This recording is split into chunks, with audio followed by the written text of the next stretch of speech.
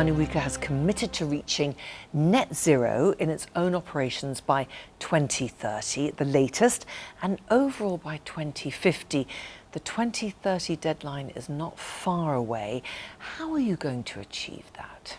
So the 2030 deadline, of course, is not far away, but we're going to try and achieve this target even before then. The sooner, the better. Every single ingredient that comes into the production of our products comes from planet Earth. We literally source roughly around 100 ingredients across 65 countries and throughout 325,000 hectares of land that we own for one part, but that most of it comes from partners we work with. So climate change and its impact on our ingredients and on our way of working and on our industry is big, is really important. Our water usage as well. So how do we intend to get there? Through investment and innovation. The distillery of Absolut, which is in Sweden, south of Sweden, in a little village called Aarhus, is we're going to reach full carbon neutrality in the next couple of years maximum.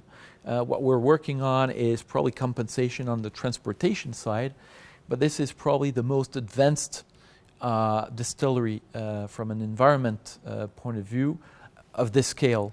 And we're going to replicate this as we invest behind our distilleries, our production sites around the world through innovation, through these investments over the coming weeks, months, and years.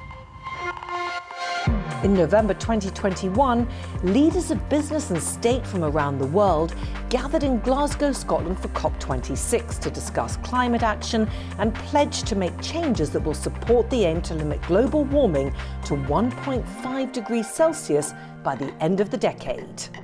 There is now full acknowledgement around the world that it is a serious issue.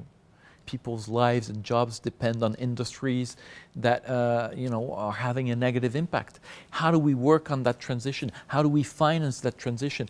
I personally believe that every single company in the world, and I get the impression when I read the papers, when I look at the media, that there's growing consciousness.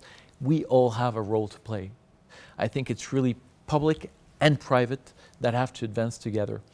I hear people being quite negative of the consequences of COP26. I like to be optimistic.